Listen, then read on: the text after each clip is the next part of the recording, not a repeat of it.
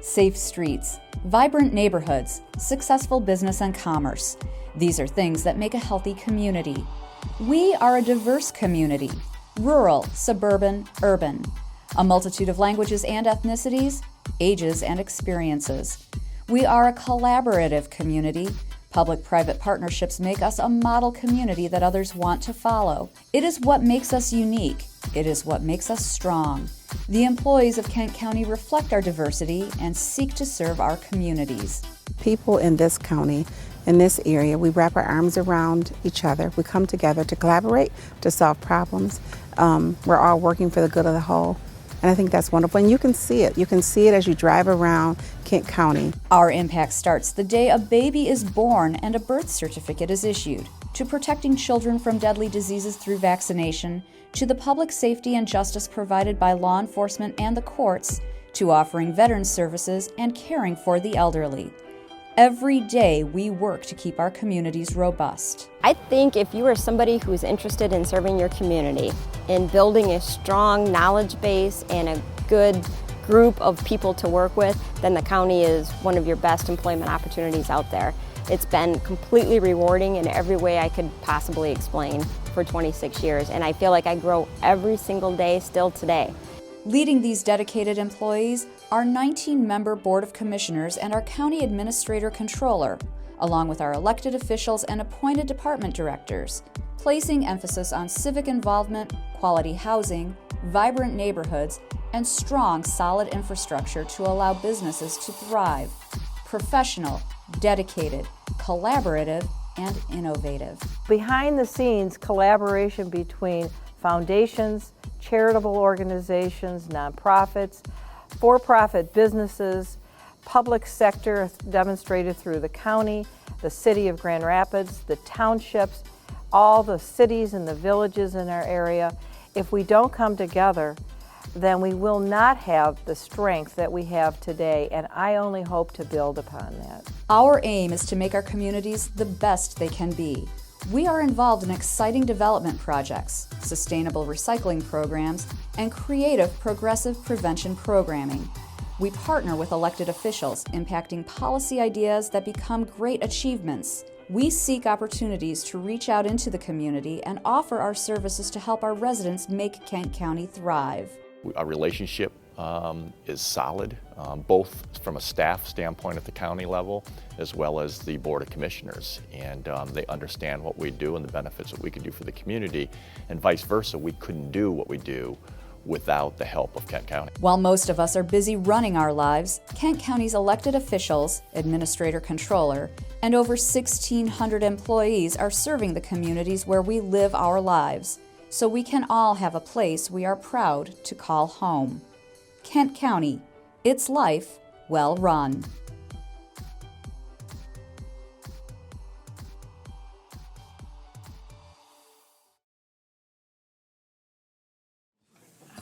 All right, well, good morning. It is Tuesday, December 17th at 8:30 a.m. It is my pleasure to call to order the Finance and Physical Resources Committee. I'd like to welcome fellow commissioners, staff, public, guests we have in the audience. Thank you so much for taking your time this morning to come to our meeting. With that, I'd like to open up public comment. Is there any public that would like to address the Finance and Physical Resources Committee this morning? Okay, seeing none, I will close public comment. That will bring us to the consent agenda. Is there a motion to approve the consent agenda? Motion. Support. Okay, moved and supported. Any items have to be pulled? All right, seeing none, all those in favor, please say aye. Aye. Opposed, same sign. The motion passes. That brings us to item number 3 from Circuit Court. Wayman? Yes, this is a request to the board to accept and appropriate $30,000 from the State Court Administrative Office to the 2019-20 Special Projects Fund for a 17th Circuit Court Juvenile Mental Health Court grant, and to authorize the board chair or designee to execute the grant agreement and approve extensions, amendments, and increases to the grant appropriation not to exceed 15% of the original award. On March 9, 2017, the Board of Commissioners accepted and appropriated a mental health court planning grant awarded by SCAO. Mental health court is a specialized docket for certain defendants with mental illness, which establishes a problem-solving model for traditional criminal court processing. Circuit Court submitted a $30,000 funding request to implement a juvenile mental health court for the county. Grant dollars will be utilized between January 2020 and May 2020 and used to contract the following services: program coordination, evaluation of need, identification of best practices, and implementation grant application. Program goals include a reduction in truancy, recidivism, and a corresponding reduction in juvenile detention center bed days. The term of the grant is October 1, 2019 through September 30th, 2020. It is expected that the grant will be renewable. Is there a motion to approve? So moved. Okay, moved and supported. Questions, comments, and discussion? Yes, Commissioner Bukowski. Good morning, Chair. Probably, I'd imagine you might be the best one to answer. Thank you, sir. $30,000, better than the proverbial stick in the eye. However, how much effort is really behind all this? And then the second part of the question is where this is expected it will be renewed. I mean, is it more than expected? And, there's, pilots come and go, and is this better than a flash in the pan? Enough metaphors. The second question you asked, I think it is better than a flash in the pan. This has been widely supported by both parties in Lansing and the Supreme Court. They're really moving towards this type of philosophy with court systems and more treatment involved in the adult system. The $30,000 is low. Basically, what the SCAO does, you have to do a planning grant before you do a full implementation grant. So this would be the planning grant. I think in the juvenile system, we're just better suited to jump right in and do an implementation grant, but that was the requirement. So basically, we're going to use this money to just, again, make sure we're identifying the right kids and getting the best practices in place so that I'm anticipating October 1, we'll be ready to go with, with some better services for the kids that fall under that category that we see. Thank you. Hey, anyone else? Seeing none, all those in favor, please say aye. Aye. Opposed, same sign. The motion passes. That brings us to item number 4 from Fiscal Services. Wayman? Yes, this is a request to the Board of Commissioners to appropriate an additional $1.4 million in 911 surcharge revenues to the 2019 Central Dispatch Collection Fund budget. The county levies a surcharge on telecommunication devices for 911 dispatch services, which is collected by telecommunications carriers. Kent County voters approved increasing the 911 surcharge fee from 45 cents per line to $1.15 per line beginning in July 1, 2017. The Administrator's Office completed a preliminary comparative analysis of 911 surcharge revenues received in 2016, 17, 18, and 19, which uncovered anomalies in revenues from the Sprint Communications Company and its subsidiaries post-charge increase. Fiscal Services conducted an in-depth review of the surcharges charged and remitted by Sprint and documented the amount of the underpayment. After being contacted, Sprint admitted to a customer billing error and has remitted the requested arrearage and updated its billing process to correct the amount. An additional appropriation of $1.4 million is required to provide adequate budget to allow distribution to the Kent County Dispatch Authority. Is there a motion to approve? Support. Okay, we have moved by Commissioner Morgan. We have support from Commissioner Voorhees. Is there questions, comments, and discussion? We'll start with Commissioner Morgan. Thank you, Madam Chair. Let me turn my mic on. Everybody hear me? Yeah, this is kind of like a holy cow. This is about 3 times more than we were expecting at the Dispatch Authority. And in here, it talks about anomalies, and I was just wondering if I could ask, what were those anomalies, and how did we get to where we're at with this? I just think this is huge because we were expecting about $500,000, and I would like Mr. Duarte to speak to this, please. Jennifer Hedrick is also here from the Administrator's Office in case there's additional information. Great. Good morning, Commissioners. When we took it downstairs and started looking at this, we noticed a huge fall off in subscribers pre-July 1, 2017, when the rate increased, it went from like a third. If there were 300,000 subscribers before, there was 100,000 afterwards. We noticed that happened, and we called Sprint and said, look, there's a big fall off. We know you're not having that kind of decline in business. So what happens is as they explain it, it was two departments involved doing different things. On the accounts receivable side, even though they were told, or allegedly told, that the fee went to $1.15, they were charging 45. So people getting the bill were paying 45 cents. The tax department, when it came time to distribute it, said the common practice in that business is to take the fee and divide it back into the amount of money collected to arrive at the number of subscribers. So they were dividing it by $1.15, which greatly reduced the subscribers. So when we talked with them, they came back with a revised subscriber list from actual numbers that they have and said, no, this is the subscribers. So we multiplied that times $1.15 and say, this is what you owe us, $1.5 million. And I said, okay, they did one check. They said there was one that had a little problem. They said, that one is overstated by 15,000. I said, great, $1.5 million. We'll work around that. We sent back to them a request to be paid, an affidavit swearing that they were giving us the right count now, that we were relying on that. Wow. I also said, since we didn't have that money to invest, would they please waive their 2% fee that they're entitled to? They did, so we got paid for full. And after we did that, we got that $1.5 million. We did a reasonableness test. If you use the ratio that's set up, about 0.65 into old collections would give you an estimate what new collections would be when you move from 45 to $1.15. For Sprint now, it looks like we're almost dead on with that $1.5 million. So from a reasonableness perspective, I think we're okay. We'll continue, Commissioner Morgan. Just one follow-up, Go Madam ahead. Chair. I just appreciate the due diligence. There was a lot of pressure coming to settle for that $500,000 and move on, and I just appreciate your work. Does this make us whole with Sprint now, as far as the fee charge? As far as we are with Sprint, we're whole. We are going to continue to take a look at some of the other subscribers to see if there's anything else out there. However, I don't anticipate we'll see anything of this magnitude. Okay, thank you. Okay, Commissioner Wooden? Thank you, Madam Chair. I just had a few quick clarifying questions.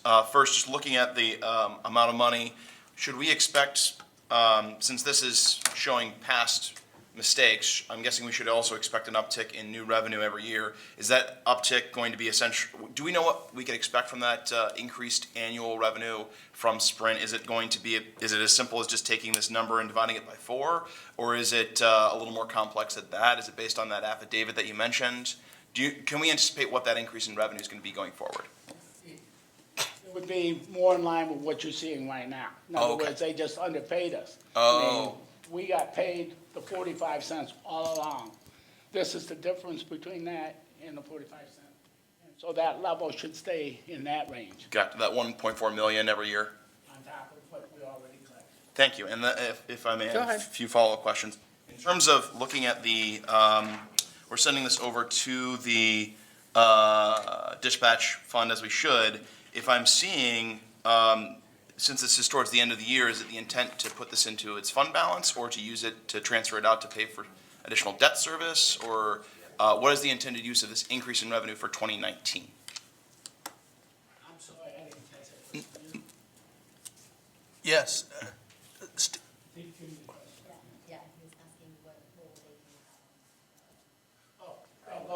That 1.4 million goes right over to the dispatch authority. Yes, it was more, because I was looking at the budget for 2019 and 2020. Typically, the money that's left over goes into the debt service. Is that the intended use within the fund, or is it going into its fund balance, or just the operations?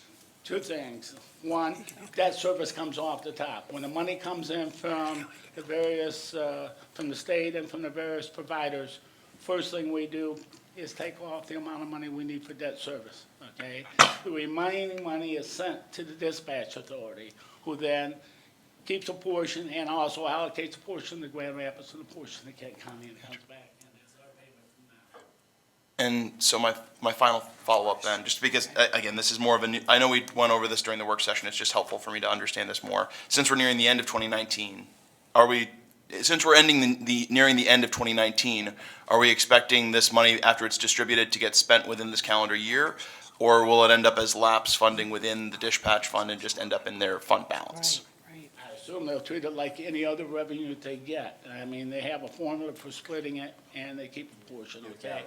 Okay. One other point I wanted to make sure you understand. Yes, the revenue will be higher, but that 1.4 or 5 million that we're talking about is recovery for all the quarters since July 1. So it's not $1.5 million a quarter, it's that much spread across all those quarters that we had it. Thank you. Okay, Commissioner Breivy? Thank you, Chair. I was wondering if we are planning to use a similar process to, do a collection from Verizon and, AT&T, other providers out there, if we're going to kind of follow the same process and see if we, can still recover some more funds. Good morning, Commissioners. Yes, so for the most part, we have taken a look of every provider that is within our A360 system and done the same comparative analysis. This has been a great opportunity to work between Kent County Administration and Fiscal Services. And so right now we have a list of all the providers, their attached subsidiaries, and then we will take another in-depth look at all of the different providers. There's probably 3 to 4 providers that we have a strong interest in really looking at. All the other, for the most part, 90% of your surcharge revenue comes from 10 providers. So it's very easy for us to take a look, an in-depth analysis of 10 providers. There might be 267 providers that are giving the surcharge analysis, but only 10 of them are giving 90% of it. So that's where we really decided to focus, is take a look at those top 10 providers that give 90% of that surcharge. So yes. Thank you. Okay, Commissioner Antor? Thank you, Madam Chair. I just wanted to thank Financial Services for finding the error and correcting it. Just a reminder, though, these numbers that we're getting from these providers are their numbers. We don't know if they're accurate. That's the part I want to get into, and I don't know how we do it. We talked about it ad nauseum. How do we get into those numbers? I still don't trust the numbers are accurate coming in, but at least we know, especially with this happening, they knew these numbers were going to be under the white hot light of scrutiny, and they still were off by this much. And they can say, well, it was an error, maybe, but I don't see any penalty really for them if they get caught. So it just seems to me am I wrong there? No, you're okay. When there's not a penalty attached to any of this stuff, they could roll the dice, and if we get caught, we get caught. No penalty. Yeah, you're correct in that we have no ability to request an audit from the state on their receipt of these dollars. So that's missing. But what we have done is worked out a plan to ask the right questions, and hopefully through that process they will verify, and then we will follow up and obtain what we consider to be missing, and that's what happened here. Great, and I appreciate that. I really do. I just want to remind everybody that that's part of the problem, and the other part, we just got to stay on them to see if we can somehow figure out a way to get the actual numbers in the future. Thank you very much. Okay, Commissioner Womack? Yes, I had a question for Steve. Steve?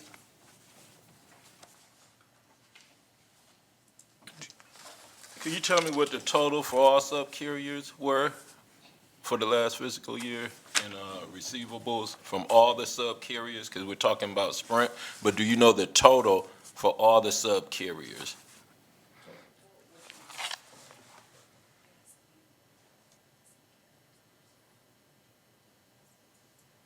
Not right offhand. I can get it, but.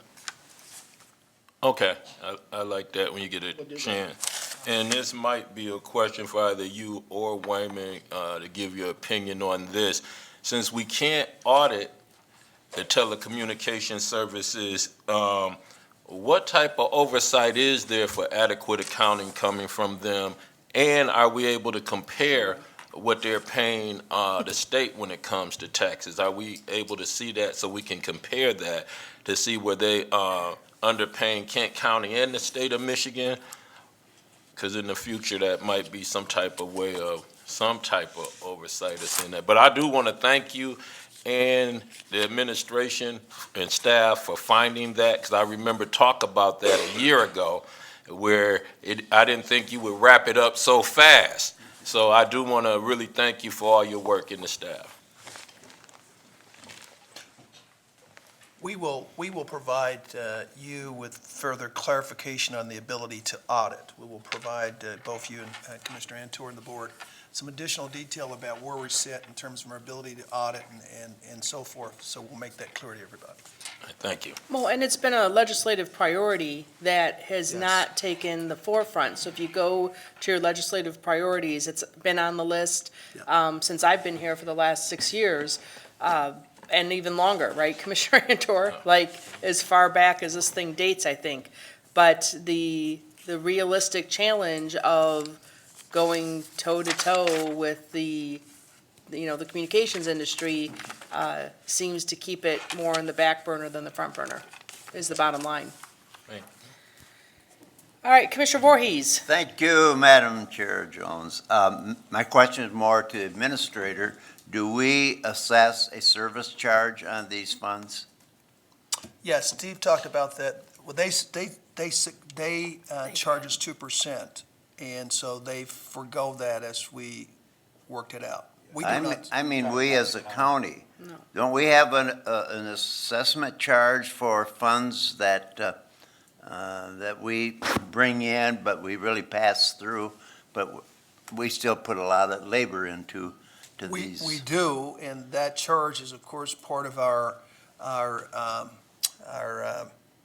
direct service plan that we have. It's a part of our general fund budget, how we manage all of our HR, IT, fiscal, payroll.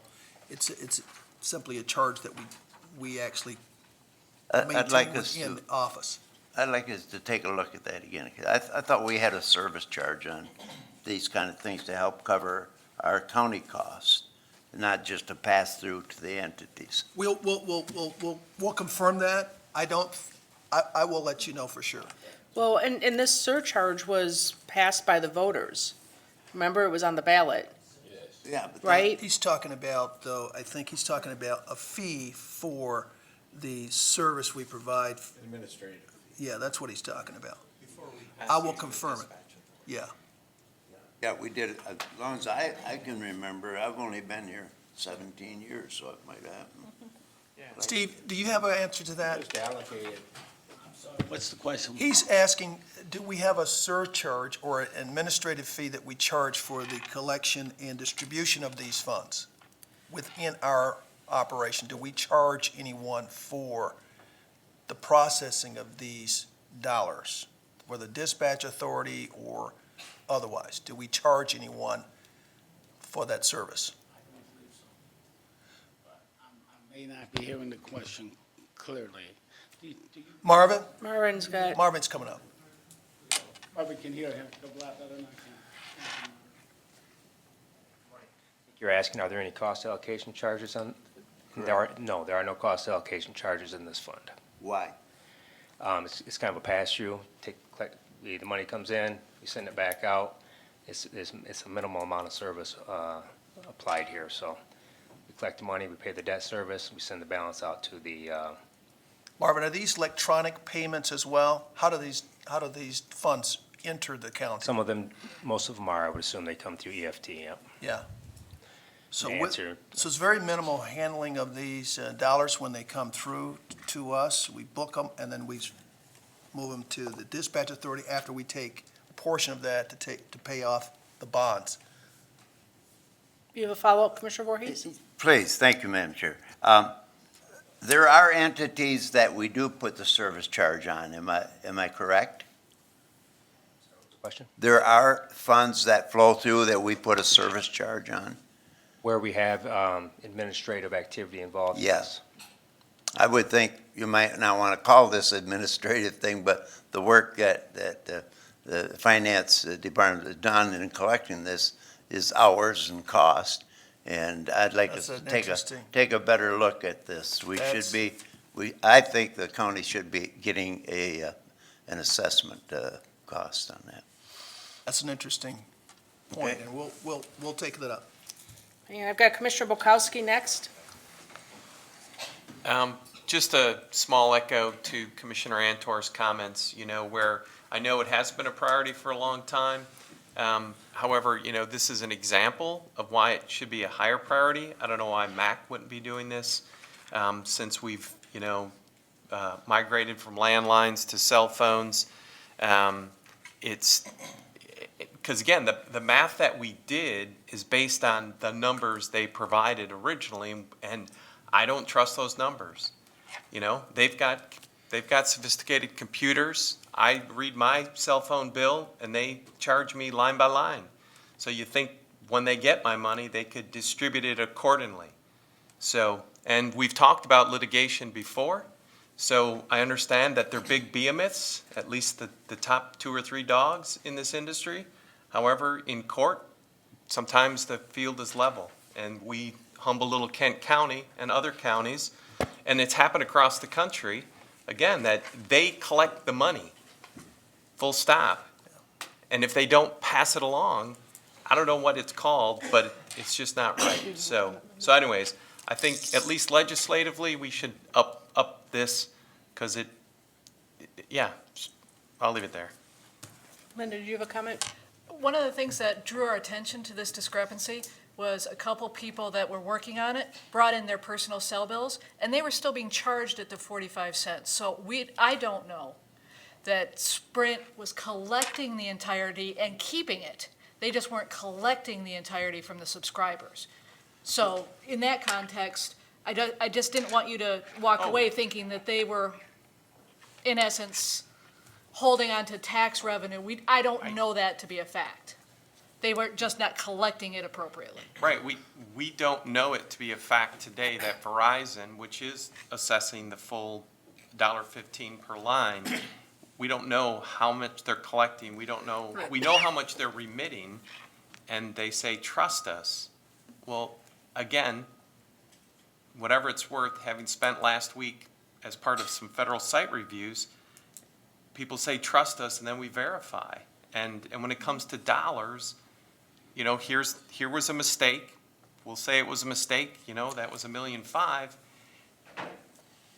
What is that real number going forward? Again, just looking for the right level of scrutiny to the folks that many of us, if not all of us, pay every month. Yeah, this will remain on our priorities list. This is not, even though we've collected this is still out there for us to pursue, and I get what you're saying about MAC. We will make sure that we communicate with MAC so that they're aware of what we've done, and perhaps educate the other counties that haven't gone on this path. All right, I've got Commissioner Morgan next. Thank you, Madam. Just a quick question. Marvin, can you just review for the committee rather quickly the 45 cents that we used to charge in $1.15 and where that goes and the purpose? The 45 cents is, or maybe the sheriff could answer this better. Come on up, Madam Sheriff, please. Can I invite her up? Yes, you can. You may. Because they're allocated for a purpose, and I just think the committee needs clarification on how that's divided, because we do have an agreement. We do. And that may have to be amended if we start changing the dynamics of Certainly. our allocation, so. So 45 cents was the original surcharge. It started in 2010. That money was to consolidate our dispatch services and create a central call handling process electronically between the 2 centers that remained, which were the city of Grand Rapids and the county, for 911 answering only. That paid for essentially CAD, the 911 phone system, and it paid for staff to implement the call handling process. We then continued our efforts to consolidate the process. And again, it's a fully consolidated process right now, even though there's 2 centers. And it became very necessary that we have an upgrade in our communications system and also our fire dispatch process, because that hadn't been touched for a while. So the surge charge that was increased to $1.15 was done so based on a vote of the people. The enabling legislation allowed us to articulate what it is we were going to charge for, and those two things were fire dispatch and then improved communications. And then the improved communications are all centered around a 800 megahertz radio project. You've heard, I'm sure, totally about that enough, but that project is coming to fruition next year. We plan to be in a test phase in May. We plan to be fully operational by October or November, depending on how the test goes and any remediation we have to do with that. That affects every public safety entity in the county. That's where the majority of the money goes. The balance goes between the two dispatch centers to facilitate fire dispatch, which I won't go into a lot of detail about it, but really essentially there wasn't a lot of processing involved in a fire dispatch call up until after about 2010, where we started to use CAD to also dispatch for fire, which then caused additional oversight to it, which alluded to quite a few deficiencies in our fire dispatching and some funding deficiencies. So that surcharge is fully deployed, and it actually is split with a proportion between those two dispatch centers. So if county were to assess a fee on the additional revenue, it would come out of our back pocket.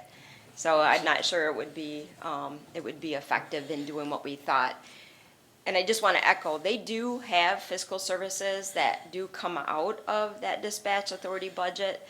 There is a fee, and those fiscal services are things like assessing whether the contract is being implemented, assessing whether, the money that we were expecting to come in, comes in, paying bills for the dispatch authority. And Kent County does not do those things for the dispatch authority. I think it's Wyoming right now that does it, and they do pay for that. Does that answer it? That answers it, thank you. All right, I've got Commissioner Voorhees back up. Thank you. To the point of why don't the companies, it takes me back to my days on the insurance committee at the state, it was considered proprietary information. We was working on what's the fund that we pay, the casualty fund, or we assess for? Yeah, the catastrophic fund. So that's kind of what I sense with these phone companies. They don't want to release all the information of how many customers, what customers. And so that might be part of the battle, why over these years we haven't gotten an opportunity to do more investigatory. So. Right, but I think that's a challenge that is overcome with proper planning. Like, we send one person in with a confidentiality agreement just to look at the books, and then they leave. They don't take anything with them, they just look at it, and then they go. That shouldn't be a significant lift, and it keeps their proprietary information safe, and it gives us the validation we need. I think the biggest challenge, again, comes down to going toe-to-toe with the communication companies on this. I'm okay. Okay, so anyway, I understand that argument, but I think there's a way to get through it. I think the biggest challenge is, again, the power of the telecommunication companies and their lobbyists with our friends at the state. So it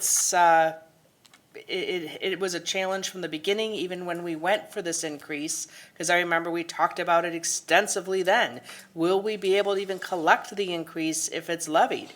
And that's where we are now, and here we are having caught something that, fortunately, to Sprint's credit, they've said, yep, we'll work with you, because the fact is, I think they could have said, no, we're not working with you, have a nice day, here's your check, and then we're left with other options. I'm glad this has a happy ending, and I'm looking forward to more talk in this area to see what we can do to continue to get to the point where we can do what I believe is the right outcome, which is getting an agreement signed so we can go in and take a look and verify. That's the end result if we can possibly get there. I don't know what that path is. I don't know if it takes legal action. I don't know if it takes continued legislative priority, but I do know we're all on it, and we're all on the same page. So I'd love all these comments to have all of us, I feel like the choir here is all singing to the choir. But, and anyone else? Yes, Commissioner Bolkowski. I'll go to the next verse of the hymn.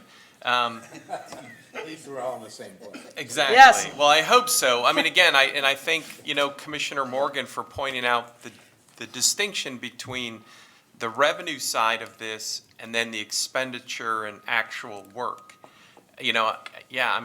My questions really don't go to the excellent work that needs to be done that I believe is being done and that Commissioner Morgan helps oversee as a member of the dispatch authority. That's a different conversation. My concern is make math real easy, if it costs $100 to do dispatch in the county and we're only getting $96 from our tax collection all across this, that $4 is going to come out of somebody, and I assume it's going to come out of our general fund and or split with the city of Grand Rapids and their dispatch system. So at the end of the day, we believe we had a good revenue stream, and we can't be afraid to have these conversations with those that collect the revenue for us. I'll just leave it there. So, Go ahead, Commissioner Voorhees. To that point, the only reason we have been able to acquire these funds is we've had the excellent staff to do it, and that cost us money. Right? My point made. Thanks. Okay, anyone else? Yes, Commissioner Antor. Thank you, Madam Chair. Hate to beat a dead horse, but again, it's not only. That's all right. We all have the bats. Let's keep swinging. We not only have to look at future revenue coming in that may be being held short right now, possibly. We also got to look at past revenues, I'm hoping, that have been held, because this is a cumulative type of deal, and I'm hoping that we'll be chasing them for, if it's proper, and if there's a problem, that we go back, we're able to do that and collect money from. I used to be involved in the telecommunications industry a little bit, and there was something I talked about before. It was called cramming, where they would add little 50 cents here, 75 cents here on your bill, and like I say, it was cheaper to pay the fine. It was a lot cheaper than the money they were taking in. So that system's been game for a long time. I also wanted to thank Sheriff Young. I don't know if you guys caught her explanation. I mean, she's been on this for how long? I remember you coming up. 25 years. Yes. She has literally forgotten more about this stuff than we'll ever know. And I just remember back when I was getting pounded by the different townships and so forth, hey, what's going on with this thing? I'd defer to you and you'd come up and explain it to people. Boy, was that ever nice, because all I would have done is screwed it up. So thank you for all this. I know it's been a burden, and I appreciate it. Go ahead, Commissioner Womack. Yeah, I just want to say I appreciate the comments from the Sheriff Department, all our staff, and Commissioner Jones. I do agree this is a good scenario based on our other options could be even more costly. And just want to say I appreciate the staff and keep up the good work. So before we leave the topic, I have one for Marvin. So Marvin, if you could give me just another moment up at the podium. So you're looking at our top, providers. You said there's 10, right? There's the 10 are the top, I guess she said. Yes. And the question that I have is, this was clearly caught because of looking at historic information, right? Is there any others that historically you haven't seen the increase that you expect with the increase in the surcharge? As I understand it, there aren't any others that we're aware of at this time, but I think they're still looking into that, so to see if there are any others. Okay. I had an answer to a question that was asked previously by Commissioner Womack. I think he asked how much was the total revenue, and it's for 2018 it was just in excess of $8.1 million. So and it's just I'm glad we're keeping eyes on it and that this was caught. And I do think this is a huge success story because if there wasn't an oversight on this, we would have missed it. So this was a significant $1.4 million, so kudos to the whole group. All right, anyone else? All right, did we vote on this yet? No. Okay. All right. All those in favor, please say aye. Aye. Opposed, same sign. Motion passes. Wow, that one. Then we'll go to item number 5 from Kent County Community Action. Wayman. Yes, this is a request to the commissioners to authorize an 18-month agreement between the Kent County and Community Rebuilders, between Kent County and Community Builders for the delivery of tenant-based rental assistance, to authorize the board chair designate to execute the agreement and approve extensions and amendments, increases to the grant appropriations not to exceed 15% of the original agreement. Earlier this year, Kent County issued a request for proposals for TBRA on behalf of the Wyoming-Kent County Housing or Home Consortium. The TBA program provides rapid rehousing services for individuals or families experiencing homelessness. Community Rebuilders responded to the RFP and proposed to serve a minimum of 110 households with coaching from a housing resource specialist and necessary rental subsidies to secure housing. Further households will work to increase earnings to then reduce the required rental subsidy. Community Rebuilders proposal aligns with the regional consolidated plan that was approved by Grand Rapids, Wyoming, and Kent County earlier this year. Community Rebuilders provides a similar service with home funding from the city of Grand Rapids. Additionally, the proposals aligned with the community's plan to end homelessness. The final contract will be reviewed and approved by corporate counsel prior to signature. Okay, is there a motion to approve? Okay, moved by Commissioner Sparks, supported by Commissioner Breivy. Question, comments, and discussion, and we'll start with Commissioner Wooden. Thank you, Chair. I have a few questions about how this is going to be administered. So under the Rapid Rehousing Short-Term Rental Assistance Program, you have 12 months of subsidy, essentially. And I'm wondering, is the way the subsidy is paid out over those 12 months, is it 12 months of the same amount and then at month 12 you drop down completely? Or is it at month 6 there's a scale down as you approach 0? Good morning, everyone. And to answer your question for the TBRA program with the Community Rebuilders, it's going to be a 12-month payment of exactly the same amounts. The amounts are going to be calculated with the 30% of the household's income is what they are going to pay, and then the funding is going to pay for the 70%. There is an option to extend the participation for an additional year, so there could be 24 months of subsidy in this scenario, but the funding and the grant is only an 18-month grant to align with our 5-year consolidated plan. We end that in 2021, and so we're working on that right now. Go ahead. If I may, I would at least urge the consideration of a scale down, only because I can imagine being a family that's housing burdened and you have subsidy for at least 12 months, and then all of a sudden you have 0. Even if you are working to raise your income, it could be difficult to all of a sudden have a safety net and not have that safety net, instead of having it scale away over time while you're working to plan how you can get housing unburdened. And the reason I ask it was, I'm looking at a few reports on rapid rehousing, and the Homeless Service Authority showed that under a nationwide look of different rapid rehousing programs, only about a fifth of families who go through this end up finding a way to raise their incomes, and generally it's $200 or less. Which leads me to my second question, which is, how is the selection criteria going to be determined? Because, this is a great process, a great program, it can work really well, but it doesn't fit every client. It fits clients that may have the most benefit by being housed and then have that greatest chance of seeing an increase in income. And so they may have fewer obstacles than others when it comes to that. And so I'm just wondering, what's that selection criteria going to be? Well, the selection criteria at first, the Salvation Army is the HARA, which is the Housing Assistance, where people have to go first. It's a centralized intake, and then from there, they're referred to the community rebuilders.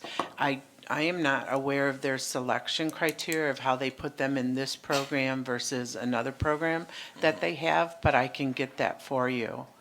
And I agree that it should be used for the people that can be most successful in this program. Thank you. And again, I'm just looking at another study from the Institute of Children, Poverty, and Homelessness, looked at New York City's rapid rehousing. And again, they commented that it's a great concept, but because New York City made it a one-size-fits-all, that essentially if you're homeless, you go through this, you get rapid rehoused, half of those clients ended up becoming homeless yet again because there were other barriers to getting them independent that just providing temporary assistance will not benefit. Even if support services are tied to them, it's a need for a more permanent level of support. And so my final question is, if we can get community rebuilders data on how many of their clients that have gone through this program through the city, how many of those folks have seen an increase in income that's allowed them to be housing unburdened?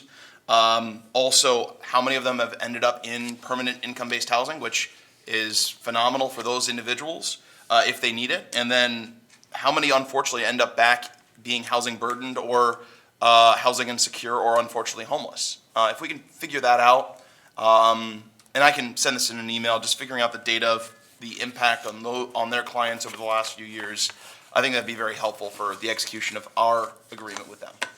Right, and I can get that information because we have had a 3-year grant with them previously to provide this service. Great. And it was a $900,000 grant. So I think that information is important on the success rates. Perfect. Thank you very much, Susan. Commissioner Bolkowski? Thank you, Chair. Good morning, Susan.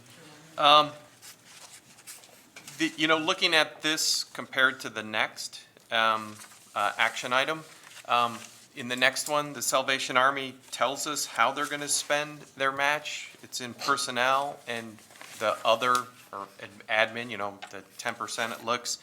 But in the action item before us, the match just says other.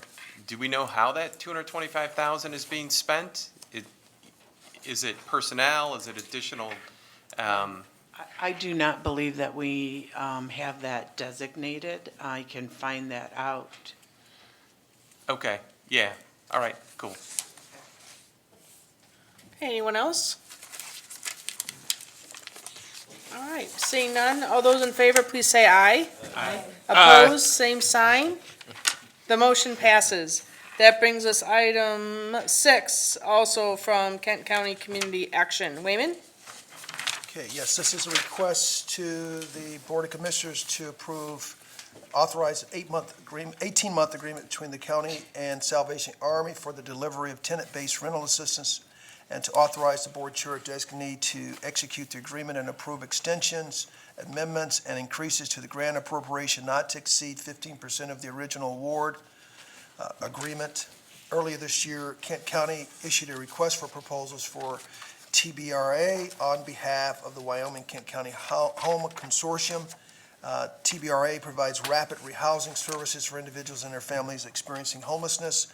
Salvation Army responded to the RFP and proposed to serve a minimum of 45 households with coaching from a housing resource specialist and necessary rental subsidies to secure housing.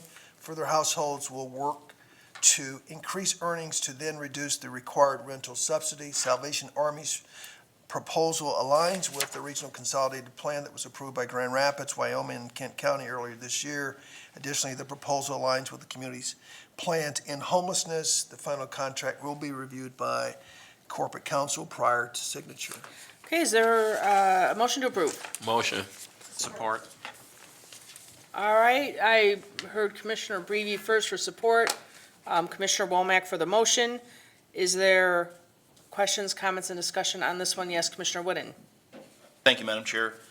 Going to Commissioner Bolkowski's comments, looking at the Salvation Army's budget, I'm looking at the amount of subsidy or the amount of investment for each participant, and it's $2,200. It's $2,000, $280, And, I'm wondering how that's going to be spread over, is that going to be spread over a 12-month period? It is not going to be Okay. spread over.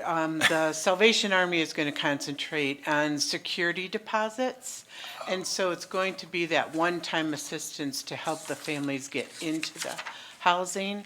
And then there's going to be, hopefully, if they need something else, then it would just be a little bit of payment for something, but it is not a spread payment. Thank you for your clarification. Okay. Okay, Commissioner Womack. Yes, and the community rebuilders, they will serve a minimum of 110 households? Yes. That's what was on my paper. Yes, and when would funds be available for the Salvation Army to start on those deposits, security deposits? Those will be available once we have the contracts in place. And so we're hoping pretty soon. And when you say pretty soon, are you talking like? Maybe January? Okay, yeah, that's pretty quick. Well, thank you for what you do, and I just want to say the need is real out there. There's a lot of people struggling, not only from homelessness, a lot of people living check to check and may have emergencies that may come up, and they may have to move for different reasons. So it's just great to see that it's continuing to be a community and a county where people can get some of that extra help. Thank you. Okay, anyone else? Seeing none, all those in favor, please say aye. Aye. Opposed, same sign. The motion passes. That brings us to item 7, also from Kent County Community Action. Wayman? Yes, this is a request to the board to accept and appropriate $127,100 to the 2019 Kent County Community Action Fund from the Michigan Department of Transportation for the Enhanced Mobility of Seniors and Individuals with Disabilities Program. The Michigan Department of Transportation provides federal pass-through funds to purchase replacement buses for transportation services to seniors and or persons with disabilities throughout Kent County. The federal pass-through funds from the Federal Transit Administration, United States Department of Transportation provides 80% of $101,700, and MDOT provides 20% of, or $25,427. The grant period was authorized effective September 17, 2017, with an expiration date of September 18, 2020, and includes a multi-year process based on application submission, distribution of award, purchase of new vehicles, and final distribution of payment. Is there a motion to approve? Support. Okay. Commissioner Sparks made the motion, Commissioner Wooden supported. Question, comments, and discussion? Commissioner Bukowski. Thank you, Chair. Susan, what are we actually buying with this? 3 vehicles, and there's going to be 2 12-passenger buses, 1 8-passenger bus with a lift. And then we had just received 2 vehicles in September, and then our fleet of vehicles will be on a better rotation to buy vehicles. And then we will have 2 more next year. So we're always rotating out the stock because it's aging out. Our vehicles are very old right now. All right, I'll leave it at that. Thank you. Okay. Okay. Yes, Commissioner Womack? Yeah.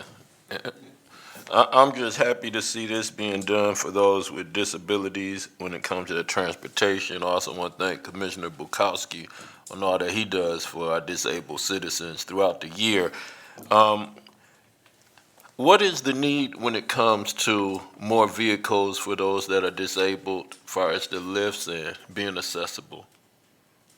Well, as you know, we just completed a community needs assessment, and there is a high need for transportation for persons with disabilities outside of the major 6 areas.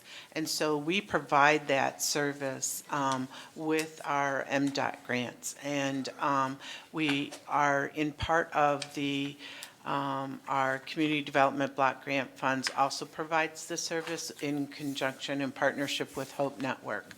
But there is a wait list right now of people requesting rides, and so we're trying to fulfill those needs. And is there a certain year that those cars have to be, or those vans, for those who might want to donate accessible vehicles like that? I think that would be a Cal question, but I can stop by and find out. I'll stop by and find out. I'm not sure. There's if probably we going to be a can- lot of regulations, Right. for those that want to donate Right. those vehicles. And we're in line for, we're good right now in Okay. our trajectory of how we're going to be replacing the vehicles. Okay. We just had, as you can see, we were approved for this grant in 2017, but the funding through the federal levels has not been as quick as we would Okay. have liked. So this money should have gotten to us in 2018, and we just got it. And it takes 9 months to order the vehicles for them to be built. And so you're on that kind of a schedule. But we're in much better shape now. Okay, thank you. Hey, anyone else? All right, seeing none, all those in favor, please say aye. Aye. Opposed, same sign. The motion passes. That brings us to miscellaneous. Is there any Commissioner miscellaneous this morning? Yes, Commissioner Morgan. Thank you, Madam Chair. I appreciate the sheriff's review. I became involved with the Consolidated Dispatch back in 1987. That's when we first started talking about consolidating our dispatch. At that time, When I was in high school. Sorry, did I say I that out wasn't loud? alive. That was, oh, that trumps me. Sorry, go ahead, Commissioner Morgan. You're doing a great job. You're on a roll. don't forget to tip the servers. Okay? I just want to keep an eye on the big picture of things. We started out with 6 PSAPs at that point. We're down to 2. And we have a platform, thanks to all the prodding and pushing and complaining of Commissioner Voorhees, of an 800 system, which I think is going to be excellent. Thank you for that. So as we work through this, just keep in mind, we've made a lot of progress. I remember, I think my last year as chair is when we adopted the 911, language and stuff to move forward. So, hey, we're making progress. It's slow but steady. So thank you. Yes, Commissioner Antor. Just want to say I will not let Commissioner Wooten's youth and inexperience held against him. I borrowed that line out. Why do I feel old? Yes, Commissioner Wooden. I guess I have to respond to Commissioner Antor by saying, there you go again. But I did have one housekeeping note. Just looking at the different action requests, it may be helpful in the future when we deal with home or other funds like that to emphasize that those are federal funds, just like we do with looking at the MDOT grant, that's through the federal pass-through. It may just be a helpful point to put into the bullet to remind folks that those are federal funds that we receive and then appropriate, so. Okay, anyone else? Well, I'm just going to add that Commissioner Wooden had some follow-up questions. Did you get those, Wayman? And then if we could get those answers to everyone on the committee, that would be helpful. So that's what I had on that. No other miscellaneous. We are adjourned. Our next meeting date is January 7th, 2020. Thank you, Chair Steck. Becky, on the Regional Transit Authority that you mentioned, is part of that bill got the exemption where it heavily is already levied? But I'll find that out. I take it the 4-year county commission returns.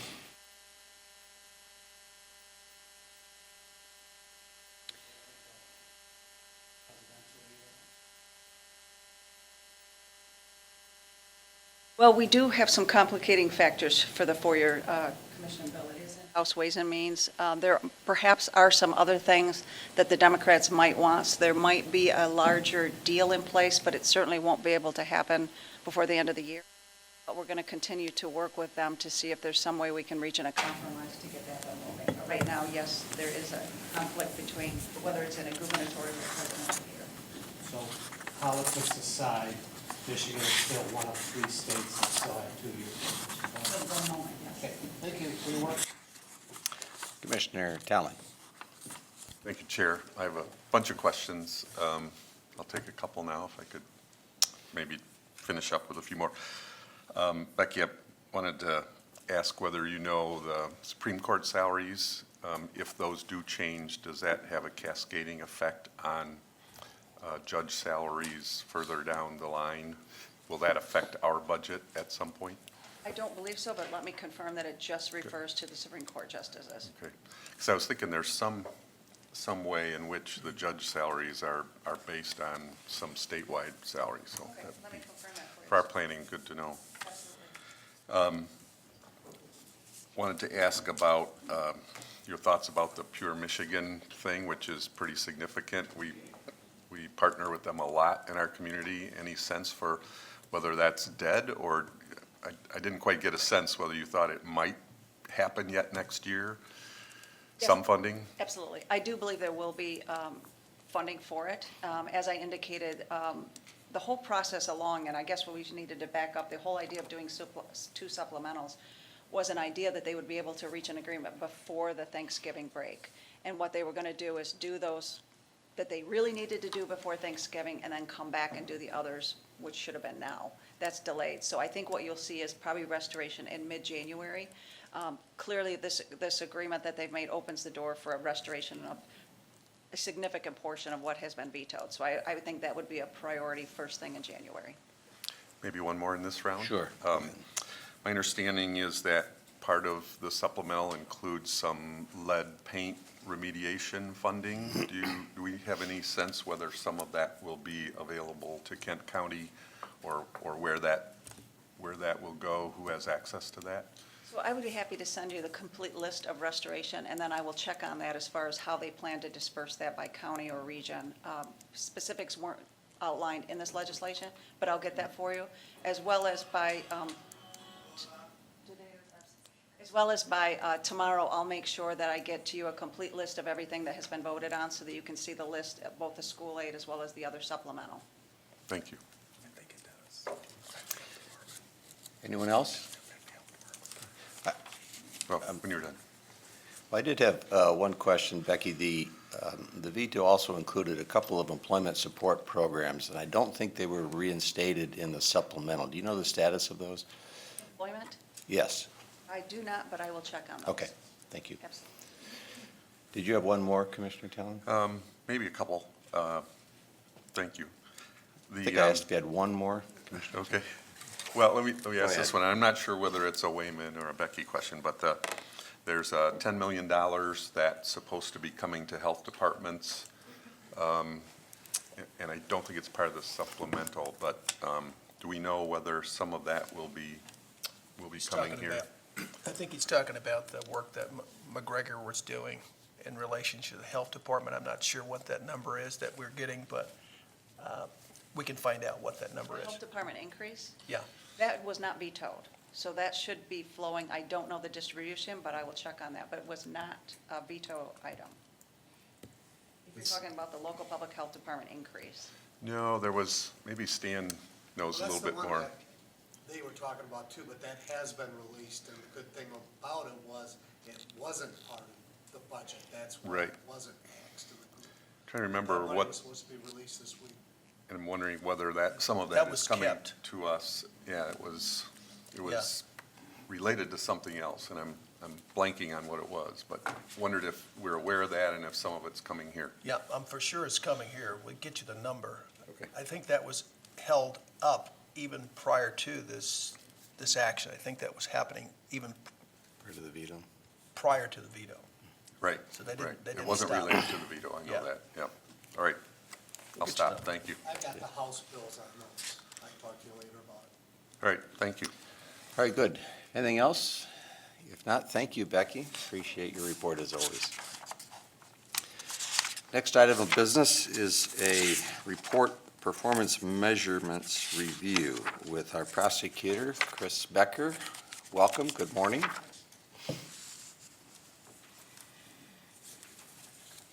Hopefully got a packet of information because I dropped it off last week, so I didn't do a PowerPoint this year. I've done this presentation, actually, I've been going around to all the townships. Commissioner Hennessy saw me at a neighborhood meeting, so you've seen a lot of this, I think. So I apologize to you at least.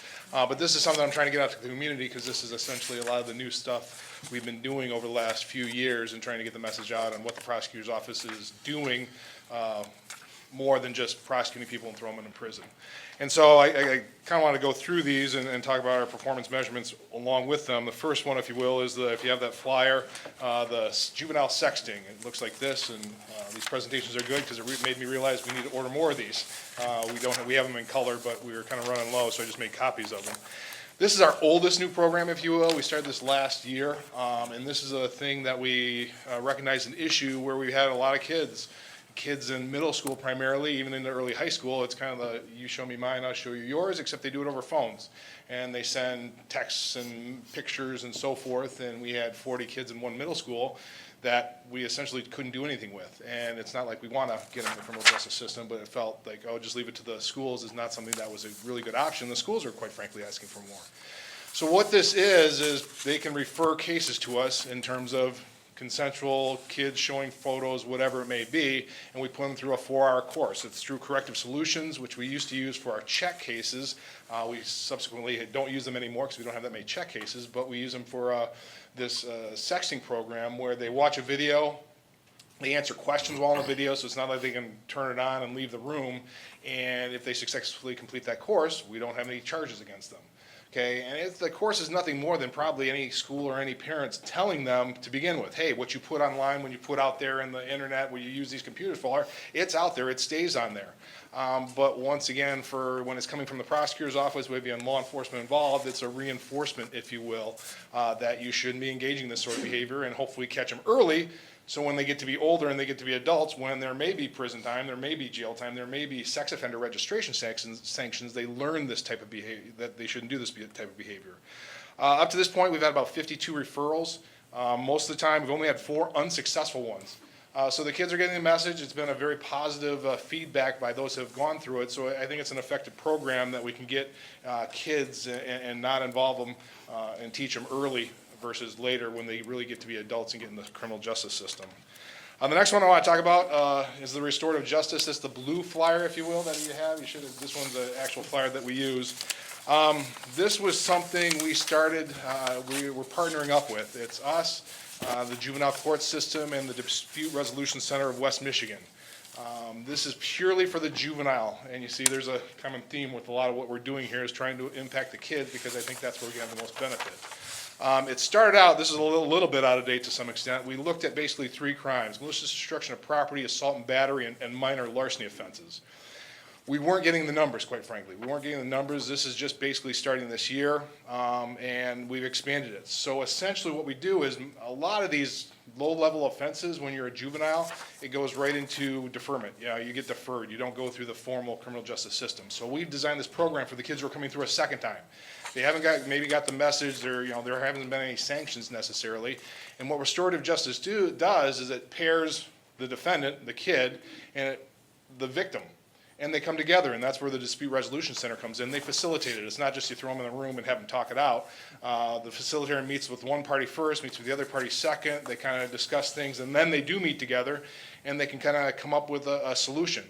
It's very unique in the criminal justice system because very often it's the judge just imposing a sentence. Where this is the 2 parties kind of coming together in agreement, if you will. I always use the very first case we had was out of Cedar Springs. Typical kid thing. Kids were shooting BB guns and shot up the side of a house, causing a bunch, $3,000 worth of damage to siding. Okay? Well, we got the victim to agree and the 2 kids, and he wanted him to take a gun safety class, mow his lawn 4 times, and then give a speech at his church about what they've learned. And so they did, and the juvenile probation essentially monitors that to make sure that as long as hey, they complied with the agreement, they did what they said. Once again, we drop it off the record. And what this does is, even as a juvenile record, we've talked about the school to prison pipeline. With the juvenile record, it gets you points. If you got a juvenile conviction, it'll get you points that goes on. If you get an adult conviction, that could increase your sentence. Could you increase your possibility of going to prison? So by getting them off, A, it helps that, but B, I'm really hoping that once again, they learn the lesson. When they show these, kids that they're having an impact, how it impacts the victims' lives, maybe they'll think a second time. This is, the numbers it's been interesting. We've had, 41 juveniles referred. Only 12 have actually gotten through the process. Now, you look at it, if you see the numbers here, that's not that out of whack. I've talked with some people at Michigan State who do this, and they say, about 50%. And it's usually the victims. The victims don't want to do it. They think it's too kumbaya, group hug thing, nothing's going to happen. But the victims who do participate and go through it, really appreciate it. They think they have a voice. They think it has an impact. So it's just a matter of trying to get that message out, that get those victims involved. That clearly, it's the carrot for the defendants because they don't get something on the record. But it's convincing those victims that there is a benefit to them and maybe has a long-term impact that I think we got to work on. So we're about what the national average is. It just, I was expecting a little bit more. So I think it's something, it's a first year. We're really going to work on it and see how that goes. The next program, it's the Youthful Sex Offender Treatment Program. It's a little brochure. This is the brochure we have here. This is maybe a credit to bipartisanship. We just heard about Lansing, how things don't get done. I have to shout out to Representative LeGrand and former Representative Verheuwen. They got this program together, got us funding for it.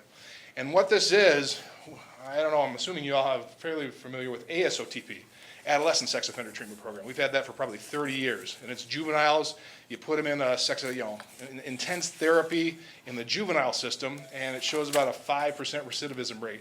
It's been doing it in Kent County for, like I said, 30 years. Well, essentially what we want to do, the idea, and we partnered, some defense attorneys, Men's Resource Center, and Burke-Ice Counseling, we want to do that program except for 17 to 24-year-olds. And it's the 17 to 24-year-olds, what we envision is, a CSE third. If you're 18 and have sex with a 15-year-old, that's statutory rape. That's a mandatory prison sentence. 17 years old, right now is still an adult. While it could be completely consensual, and if you want to start building more jails and giving more staff, we want to fully prosecute all these cases in Kent County of teenagers having sex. That's an issue. What this does, though, is it gets them into the treatment. They're put on a delay of sentence. We work with the court, so it's much like a treatment court program. We're trying to copy the treatment court program in ASOTP. So Judge Denenfeld's the assigned judge. We have meetings once a month to talk about cases, who's appropriate, who's not.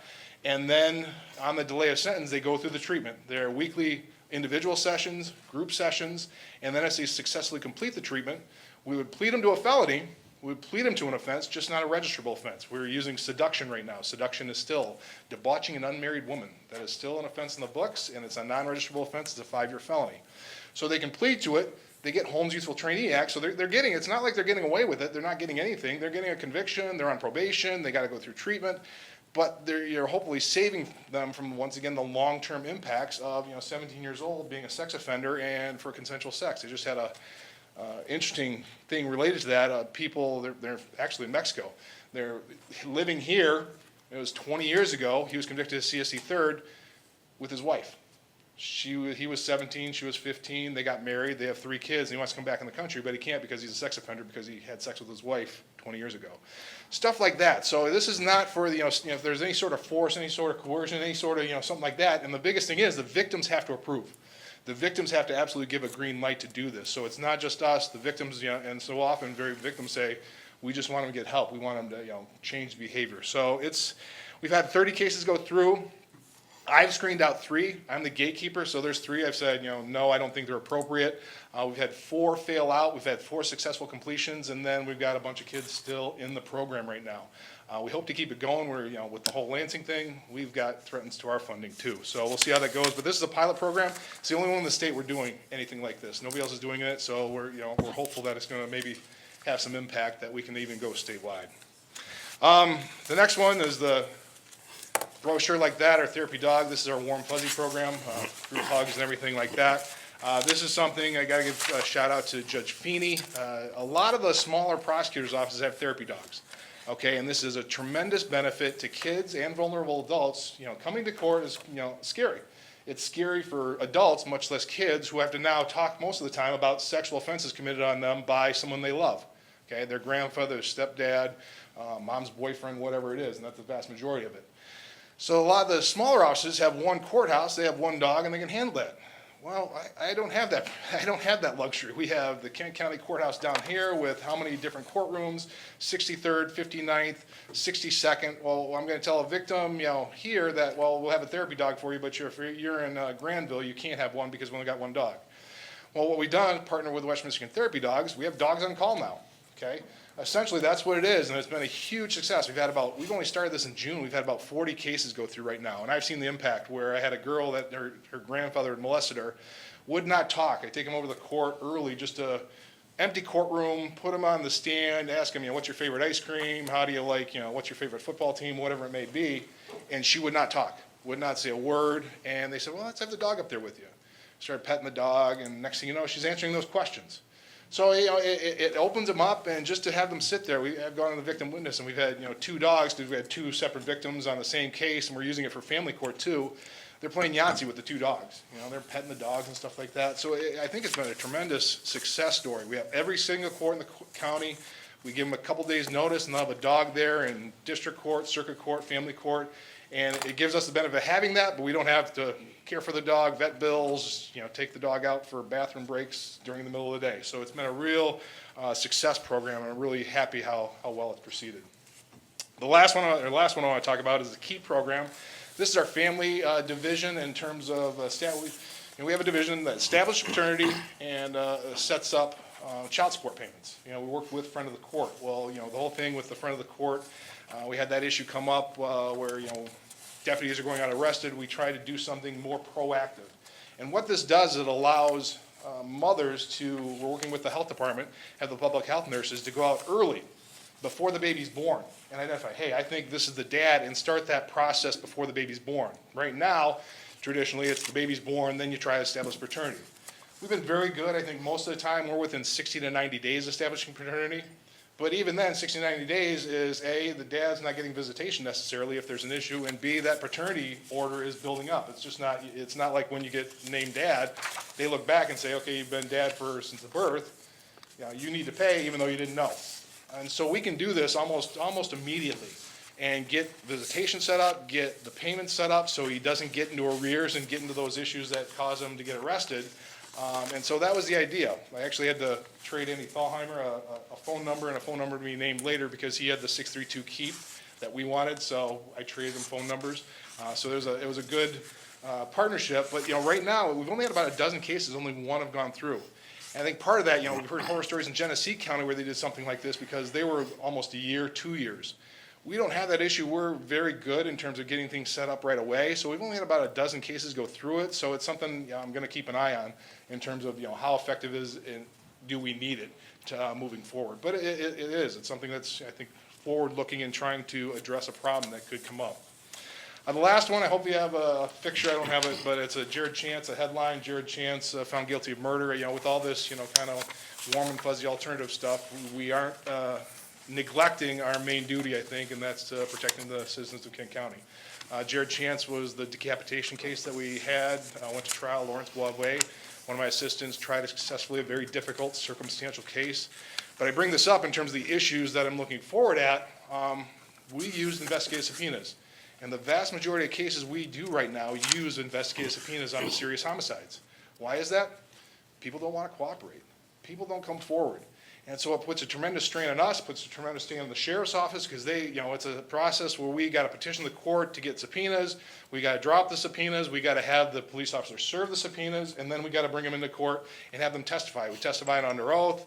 So it's another, it's on top of the normal court proceedings that we do, the sentences, the trials, and everything else, the PCCs, that we've got to do to investigate these cases. It isn't like the old days, people talk to the police. They come in and say, we saw so-and-so do this.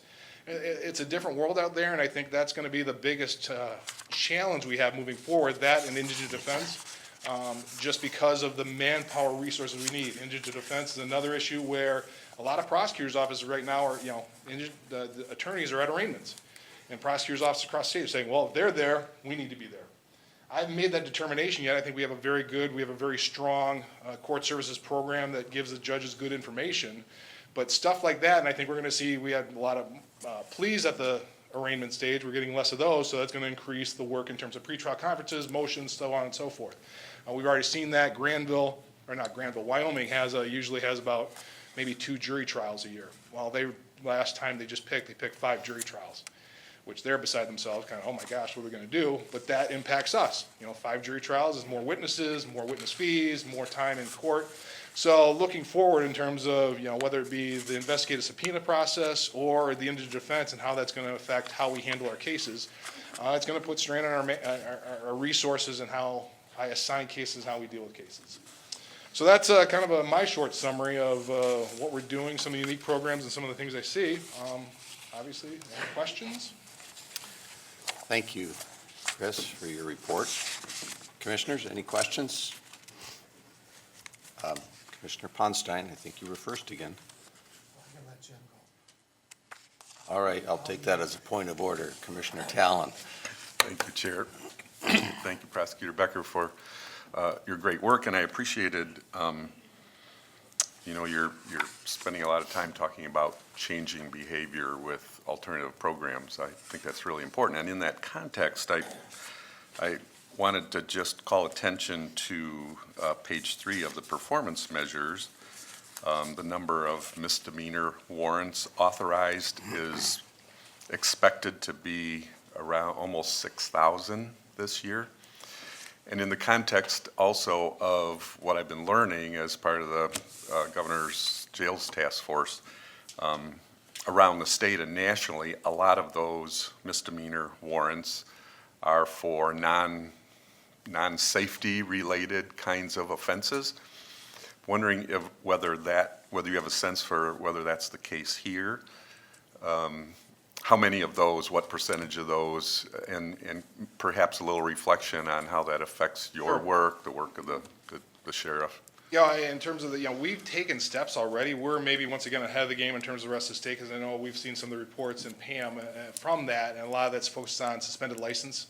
And before Bill started this 10 years ago, we started telling departments, don't do warrants for suspended licenses. Write a ticket. It's not worth the time in the paper, because we weren't sending people to jail. They're getting arrested, lodged for a couple days, whatever, till they get arraigned and due out. So we were doing stuff like that. Same with marijuana. I know marijuana pops up quite a bit in the Pew Task Force statements. We had said, don't bring down misdemeanor use of marijuana warrants, and now it's legal, so that's not an issue. So we've been trying to do stuff like that. So our numbers, I think, are, we've taken out a lot of the suspended license marijuana stuff. If you look at it, I think our biggest thing is probably retail fraud is huge. Now, is that a safety offense or not? That's, it's a theft offense, but if you talk to Wyoming, I sent them some stuff. The Walmart, I think I heard the Walmart out there is the #1 Walmart in the country for retail fraud thefts. And so it's a huge problem for Wyoming, because they're getting called out there, but what are you supposed to do? I've seen people with, 8, 9 retail frauds. We had one lady, I maybe even shared, that had probably a dozen retail frauds across the county in a month and a half.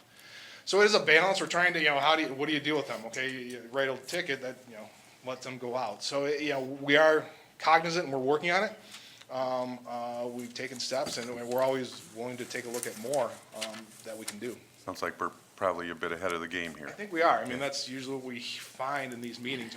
Like I said, our court services, a lot of judges across the state have it's just they pull a number out of the hat.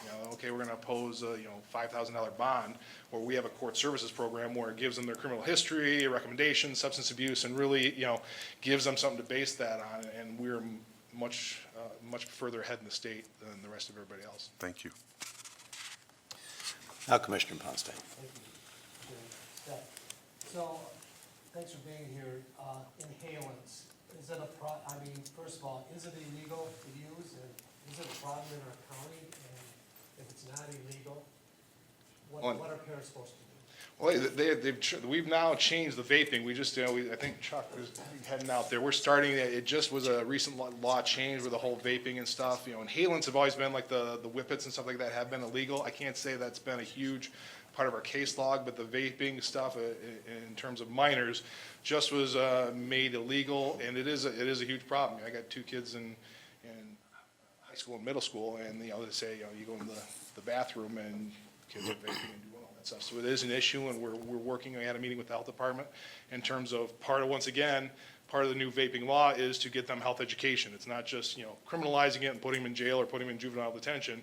It's trying to teach them to change their behaviors, and I think we're working with Cherry Street Health to get that education aspect as part of enforcing the vaping and blah, blah, like that. Well, you had mentioned earlier about the sexting. How do you, as a prosecutor, find out that it's occurring?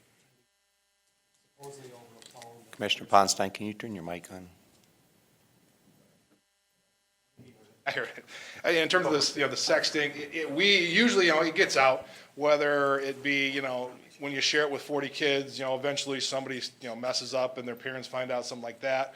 A lot of times, the other time we get it is very often, I say it's the boys. The boys, they do something and they tape it, and then the girl breaks up with them because they do it, when they do it, it's consensual, and then they share it with their friends, and then the girl finds out, and then her parents call. So it's, through stuff like that, the normal teenage, they're still kids and they still talk and parents find out. And we usually get through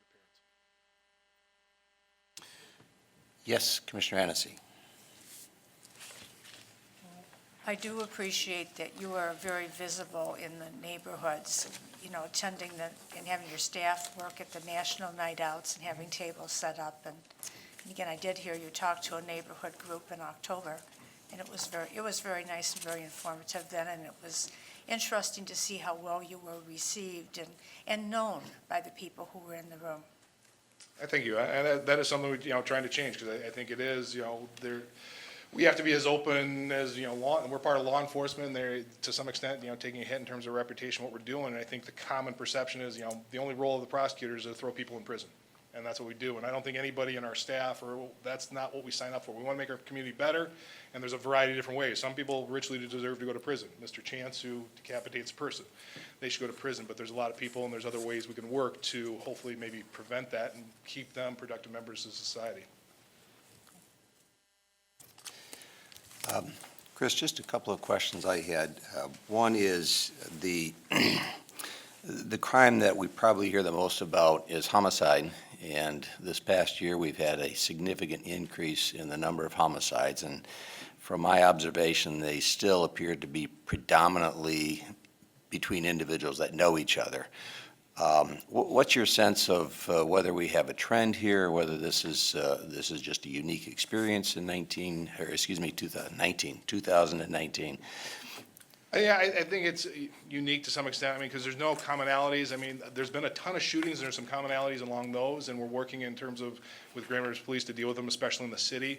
But the other ones are just all over the board. Last year, we had a number of domestics, and, the first 5, I think, right off the bat were domestic offenses. And so I'm still trying to work on getting a domestic violence court to attack that, and I've done stuff like that. So last year, I'm like, oh, there's some domestics. This year, yeah, it's all over the board. People know each other, but, we had, 3 stabbings last week, which, stabbings are not usually, it's usually the gun violence. So to say there's some sort of trend right now, I haven't seen it.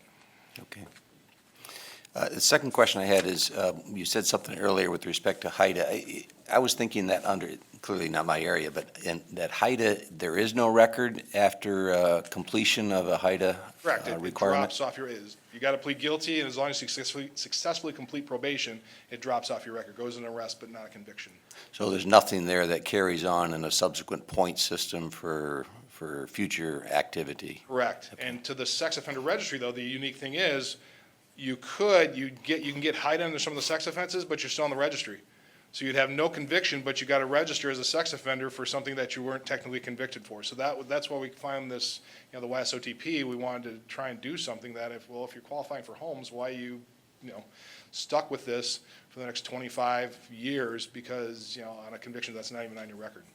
And HIDA was elevated to age 25, you can now use it? 24. 24. Yeah, 21 through 24 with the consent of the prosecutor's office. So there's a 3, it used to be 21, but then they said, if we, agree, we can give up. Okay. Then the last thing, just again to acknowledge you and your department for the innovation that you've expressed and exercised through the course of this, and bringing a new approach to how we deal with these problems in our community. So thank you for that. Thank you. All right, thank you. Next item of business is Board of Commissioners appointments to various boards, commissions, and committees for year 2020. Yeah, this is a request to the board to recommend various appointments to boards, commissions, and committees for 2020. 2020. The Board of Commissioners, on an annual basis, appoints county residents and commissions to boards, commissions, and committees in accordance with applicable state statutes for standing rules. Interest in serving on various boards, commissions, and committees was solicited via www.accesskent.com. Over 130 applications were received for 45 vacancies. 3 interview teams consisting of Commissioners Steck, Kalman, and Skaggs, Commissioners Ponstein, Melton, and Talon, Commissioners Vonk, Hennessy, and Soffeld reviewed all applications and conducted interviews for the various vacancies. The recommended nominees to fill vacancies noted on the appointed boards, commissions, and committees listing. You're not going to read them all? No, Okay. there's a lot. Yes, there are. There's a lot. Is there a motion to approve? I'll move it. Moved to Support. approved and supported. Any comments or questions? I would note, as you look through this, there are 3 of these that are identified with the TBD, to be determined, and those are positions for which we did not have qualified candidates. And by qualified, I mean most of these have certain profiles and circumstances that the candidates must meet, such as a non-custodial parent for the FOC Citizens Advisory Committee. So we did not have candidates to fill that, so we'll continue to work on that. So there's 3 of those yet that are still unresolved.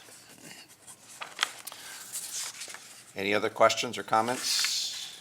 If not, all those in Did favor? you take a motion? There was, oh, I'm sorry. Yeah, there was a motion. Yes. All those in favor, say aye. Aye. Opposed? It is approved. All right, next item of business, number 6, Human Resources, pay grade amendments for various UAW positions. Yes, this is a request to the board to approve pay grade amendments for the following United Auto Workers positions: clinic assistant, landfill utility worker, laundry service coordinator, and a property clerk, veteran services representative, and customer services representative. In accordance with a contractual commitment with the UAW, the county conducted a wage study of UAW classifications in 2019. The result of the study and subsequent negotiations with UAW is that the following 6 UAW classifications are being recommended for increases. You'll see these positions listed for the clinic assistant, landfill utility worker, laundry service coordinator, property clerk, veteran services representative, and customer services. You'll see the proposed new pay grades being recommended. The estimated cost to make these changes is $48,200, which will be absorbed in the current 2020 budget with no additional appropriations needed. Is there a motion? It is moved and supported. Did I hear support? Yes. Questions or comments? Yes, Commissioner Coleman. Thank you, Chair. So I see the different classifications and what the new pay grade is, but some of the classifications don't appear to have any financial impact. Is that just because the positions aren't currently filled? Amy Ralston, if you'll. Hi, good morning. The positions where there's no apparent financial impact is as a result of the fact that that position is part of a dual-tier wage schedule. So all of the incumbents in the position would be in the higher tier reserved for people who are hired before a certain date. So they're actually paid either the same or more than what we're proposing. Yes, Commissioner Talon. Thank you, Chair. Morning, Amy. Could you just refresh us with a brief summary of what this wage review looks like? What does that process involve? Sure. We hired a consultant, and they helped us to conduct a market study for UAW positions. And then we looked internally within HR at internal equity. We have a tool that we use to basically assign a point value to various positions and determine the value of one versus another internally. We also talked with departments and gathered their input as it pertains to our ability to effectively recruit and retain people in the positions that were identified in this study. We talked with administration and fiscal services to determine the ability to fund any proposed changes, and we were, of course, obligated to bargain this with the UAW. Thank you. Any other questions? If not, motion's made and supported. All those in favor say aye. Aye. Opposed? It is approved. All right, next item is miscellaneous. Does anyone have any miscellaneous? Commissioner Ponstein, once again, first Mic out of the is box. on. So I think what Commissioner Talon was talking about, it was the local community stabilization authority. By November 30th, they're supposed to release $10 million. That was finally released on the 2nd. Our share of it would have been $449,000. And the health departments should have already gotten that. Thank you. Commissioner Melton. Thank you, Chair, and I may bring it up at our next meeting too, but I'm guessing that most everyone has heard about the little boy that went through the adoption process and brought his entire classroom with him. I have 5 sister-in-laws all over the country, and my sister lives in another part of the country too. So they all have commented, because they all started here, how exciting that was. But the one thing that most of them noticed, and this is what I wanted to comment on, was how cool our Judge Gardner looked for this adoption period. I mean, she had little whatever's in her ears and little festive bows all over, and it just really gave everyone a total different feel for what a courtroom can be like under a circumstance like that. And I think that Patty Gardner really did Kent County proud. I felt pretty cool about it. I will say she's never worn that when I appeared in front of her. Anyway. Yeah, there's more to that story. We've received calls from national news. They want to come in, or they want to have the young fella come to their studio. So, more to come. Well, and it's just very, we don't hear enough of those. And for them to comment, not just on the fact that, boy, that's from my hometown, but look at what your judge did, where, for her garb, if you will, or her wardrobe, to make or help these kids feel even that much more special that day. Kudos to Patty Gardner. Yep, it's a great story. Yes, Commissioner Talon. Thank you, Chair. Hopefully everyone heard about a couple of federal bills that have been introduced related to the Medicaid exclusion issue that affects our jails and our budgets. And I'm wondering whether that's something that our federal lobbyist is dealing with. We've been invited by MAC to advocate as individual commissioners with our elected officials, but it seems like as a commission, as a county, we ought to be pushing for that as well. So just wanted to raise that issue. Hopefully we can follow We'll bring it up. with Steve. You bet. Yep, thank you. Yep. Anyone else?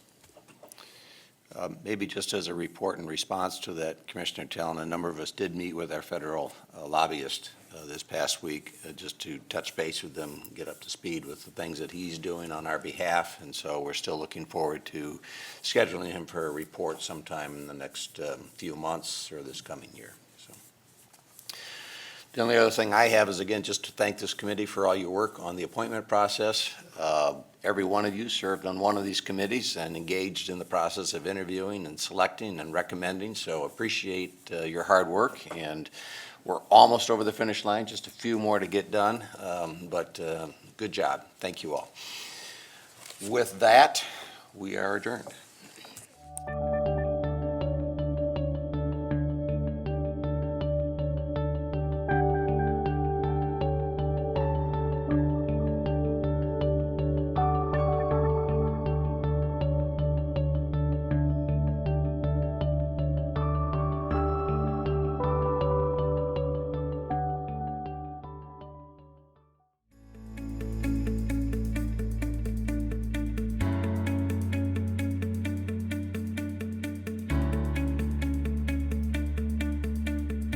I am Kent County. I am Kent County. I am Kent County. We are Kent County. We are Kent County. We are Kent County. We are Kent County. We are Kent County.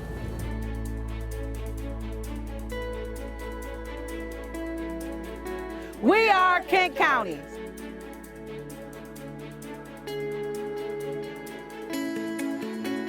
We are Kent County.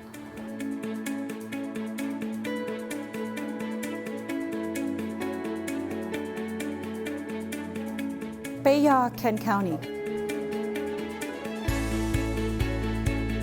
Ami, Kent County. Somos Kent County. Mas Ira, Kent County.